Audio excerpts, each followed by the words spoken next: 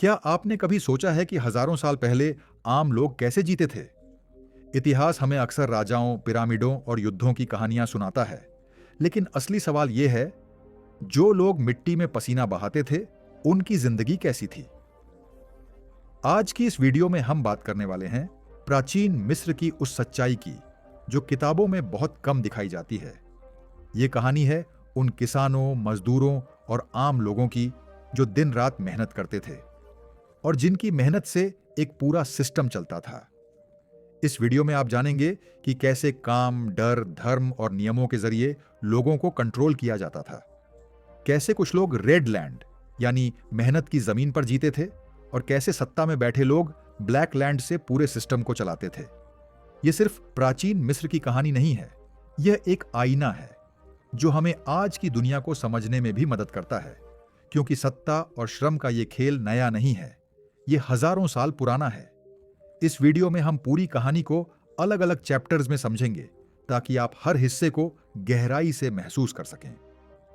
अगर आपको इतिहास की सच्ची, अनकही और गहरी कहानियां पसंद हैं, तो इस वीडियो को अंत तक जरूर सुनिए। वीडियो पसंद आए तो लाइक जरूर करें, और अगर आप इस चैनल पर नए हैं तो ऐसी और दमदार कहानियों के लिए चैनल को सब्सक्राइब करना ना भूलें। चैप्टर एक, प्राचीन मिस्र की आम जिंदगी वैसी चमकदार और भव्य नहीं थी जैसी हमें इतिहास की तस्वीरों में दिखाई जाती है। पिरामिडों की ऊंचाई और राजाओं की शान के पीछे एक ऐसी दुनिया थी जहां आम इंसान का जीवन मेहनत, अनुशासन और सीमित विकल्पों से घिरा हुआ था। ज्यादातर लोग किसान थे जो नील नदी के आसपास की जमीन पर निर्भर रहते थे। साल का पूरा चक्र नदी की बांट पर टिका होता था। जब नील में पानी बढ़ता तो खेत डूब जाते, और जब पानी उतरता तो वही जमीन उपजाऊ मिट्टी से भर जाती। इसी मिट्टी में बीज बोए जाते और इसी पर पूरा समाज टिका रहता। आम लोगों का दिन सूरज निकलने से पहले शुरू होता और अंधेरा होने के बाद खत्म होता। भोजन साधारण था, कपड़े सीमित थे और जीवन में आराम बहुत कम था। घर कच्ची ईंटों के बने होते थे, जिनमें न तो सजावट होती थी और न ही कोई विशेष सुविधा। इसके बावजूद लोग अपने जीवन को ईश्वर की इच्छा मानकर स्वीकार करते थे। धर्म उनके लिए आस्था भर नहीं था, बल्कि जीने का तरीका था। उन्हें सिखाया गया था कि जो कुछ भी हो रहा है वह एक तय व्यवस्था का हिस्सा है, और सवाल करना व्यवस्था के खिलाफ जाना माना जाता था। आम आदमी का काम करना, कर देना और नियम मानना ही उसका कर्तव्य था। इसी कर्तव्य को निभाते हुए पीढ़ियां गुजर जाती थीं। इस समाज में व्यक्ति की पहचान उसके काम से होती थी, उसके सपनों से नहीं। यही प्राचीन मिस्र की आम जिंदगी का सच था, जहां मेहनत दिखाई देती थी, लेकिन उसका फल हमेशा मेहनत करने वाले तक नहीं पहुंचता था। यही समझ इस अध्याय को स्पष्ट करती है और हमें आगे की कहानी के लिए तैयार करती है। चैप्टर 2, प्राचीन मिस्र में रेड लैंड उस दुनिया का प्रतीक थी जहां असली मेहनत होती थी और जहां आम लोगों का जीवन आकार लेता था। यह वही जमीन थी जहां किसान हल चलाते थे, बीज बोते थे और मौसम के भरोसे अपनी पूरी जिंदगी दांव पर लगा देते थे। नील नदी की बांट जब पीछे हटती थी तो जो उपजाऊ मिट्टी बचती थी वही रेड लैंड की पहचान बनती थी। इसी मिट्टी से अनाज उगता था और इसी अनाज से पूरा समाज जीवित रहता था। मेहनत करने वालों का जीवन अनुशासन से बंधा हुआ था। सुबह सूरज निकलने से पहले काम शुरू हो जाता और दिन ढलने तक चलता रहता। खेतों में काम करना केवल रोजगार नहीं था, बल्कि एक अनिवार्य कर्तव्य था जिसे निभाना ही पड़ता था। किसान जानते थे कि उनकी मेहनत से राजा, पुजारी और पूरा प्रशासन चलता है, फिर भी उनके हिस्से में सीमित भोजन और साधारण जीवन ही आता था। रेड लैंड के लोग नियमों को तोड़ने के बारे में सोच भी नहीं सकते थे, क्योंकि उन्हें बचपन से सिखाया गया था कि व्यवस्था से बाहर जाना पाप है। धर्म और डर ने उनके मन में यह विश्वास बैठा दिया था कि मेहनत करना ही उनका भाग्य है। वे अपने श्रम को सवालों के घेरे में नहीं लाते थे, बल्कि उसे जीवन की सच्चाई मान लेते थे। इस दुनिया में व्यक्ति की कीमत उसके श्रम से आंकी जाती थी, उसके विचारों से नहीं। रेड लैंड की यह सच्चाई हमें दिखाती है कि प्राचीन मिस्र की नींव किस पर टिकी थी, और यह अध्याय हमें साफ तौर पर समझा देता है कि मेहनत करने वालों की दुनिया कैसी थी और क्यों वही पूरी व्यवस्था का आधार बनी। यह पूरा अध्याय यहां स्पष्ट होता है। चैप्टर 3, ब्लैक लैंड, सत्ता और सिस्टम का खेल। प्राचीन मिस्र में ब्लैक लैंड उस क्षेत्र का प्रतीक थी जहां मेहनत नहीं बल्कि सत्ता का नियंत्रण दिखाई देता था।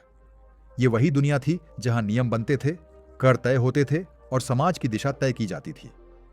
यहां रहने वाले लोग खेतों में काम नहीं करते थे, बल्कि उन खेतों से आने वाले अनाज और कर पर पूरा तंत्र खड़ा रहता था।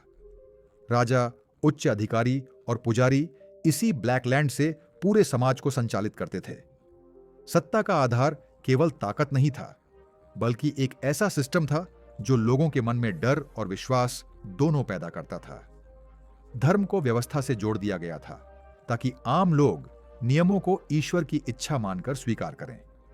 राजा को देवताओं का प्रतिनिधि बताया जाता था और उसके आदेश को अंतिम सत्य माना जाता था। इस सिस्टम में सवाल पूछना अव्यवस्था फैलाने जैसा समझा जाता था। ब्लैकलैंड के लोग जानते थे कि रेडलैंड की मेहनत के बिना उनका अस्तित्व संभव नहीं है, फिर भी वही लोग तय करते थे कि किसे कितना मिलेगा और किसे कितना सहना पड़ेगा।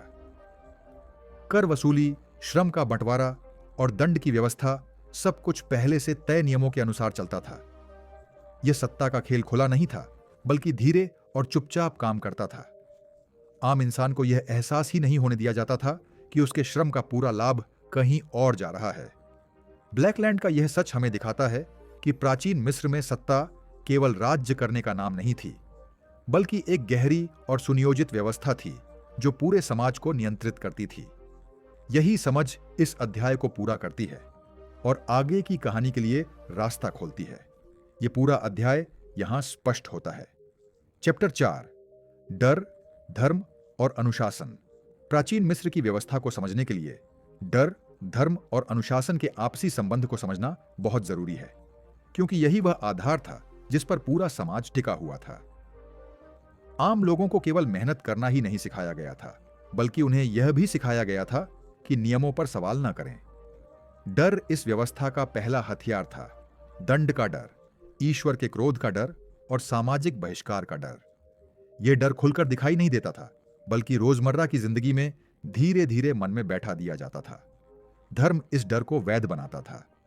देवताओं की कहानियां, मृत्यु के बाद के जीवन की कल्पना और कर्म के सिद्धांत को इस तरह प्रस्तुत किया गया कि आम व्यक्ति हर परिस्थिति को स्वीकार करना सीख जाए। उन्हें बताया जाता था कि आज का दुख अगले जीवन की तैयारी है और जो व्यवस्था है वही सही है। अनुशासन इस पूरी प्रणाली को स्थिर रखता था। समय पर काम करना, आदेश मानना और अपनी भूमिका में बने रहना समाज का नियम था। इस अनुशासन को तोड़ना केवल कानून के खिलाफ नहीं माना जाता था, बल्कि धर्म के खिलाफ भी समझा जाता था। इस कारण लोग भीतर से ही नियंत्रण में रहते थे। उन्हें बाहर से ज्यादा दबाव डालने की जरूरत नहीं पड़ती थी। यही इस सिस्टम की सबसे गहरी चाल थी। व्यक्ति अपने ही मन में प्रहरी बन जाता था। डर उसे रोकता था, धर्म उसे समझाता था और अनुशासन उसे बांध कर रखता था। इस तरह प्राचीन मिस्र का समाज बिना अधिक विरोध के चलता रहा। यह अध्याय स्पष्ट करता है कि सत्ता केवल बल से नहीं, बल्कि सोच को नियंत्रित करके कायम रखी जाती है, और यही समझ हमें आगे की सच्चाई के लिए तैयार करती है। यह पूरा अध्याय यहां स्पष्ट होता है। चैप्टर 5, हजारों साल पुराना सच। आज की दुनिया से जुड़ा प्राचीन मिस्र की कहानी केवल बीते समय की स्मृति नहीं है, बल्कि एक ऐसा सच है जो आज की दुनिया से भी गहराई से जुड़ा हुआ दिखाई देता है। जब हम रेड लैंड की मेहनत और ब्लैक लैंड की सत्ता को समझते हैं, तो यह एहसास होता है कि समय बदल गया है, लेकिन व्यवस्था का ढांचा बहुत हद तक वैसा ही बना हुआ है।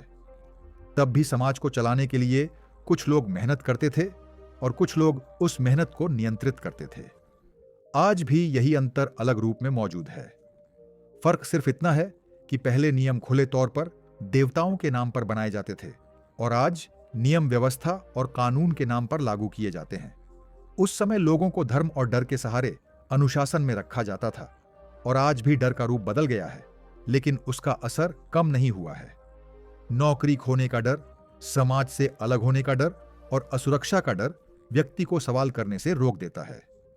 प्राचीन मिस्र का आम इंसान यह मानकर जीता था कि जो व्यवस्था है वही अंतिम सत्य है, और आज का इंसान भी अक्सर यही सोचकर समझौता कर लेता है। यही सबसे गहरी समानता है। इतिहास हमें यह सिखाता है कि सत्ता केवल इमारतों, या ताज से नहीं चलती, बल्कि सोच पर नियंत्रण से चलती है। जब सोच को सीमित कर दिया जाता है तो व्यवस्था अपने आप मजबूत हो जाती है। इस अध्याय का उद्देश्य तुलना करना नहीं, बल्कि समझ पैदा करना है। यह समझ कि अगर हजारों साल पहले बनाई गई व्यवस्था आज भी अलग रूप में दिख रही है, तो सवाल पूछना जरूरी हो जाता है। इतिहास का असली महत्व यही है कि वह हमें वर्तमान को देखने की नई दृष्टि देता है।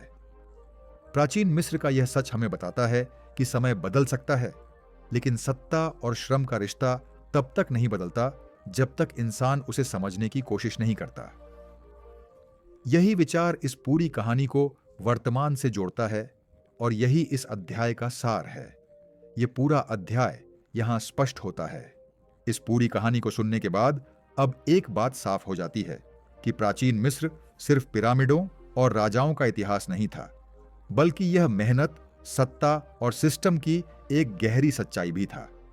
रेड लैंड की मेहनत और ब्लैक लैंड की सत्ता के बीच का रिश्ता हमें यह समझाता है कि समाज कैसे चलता है और किस कीमत पर चलता है।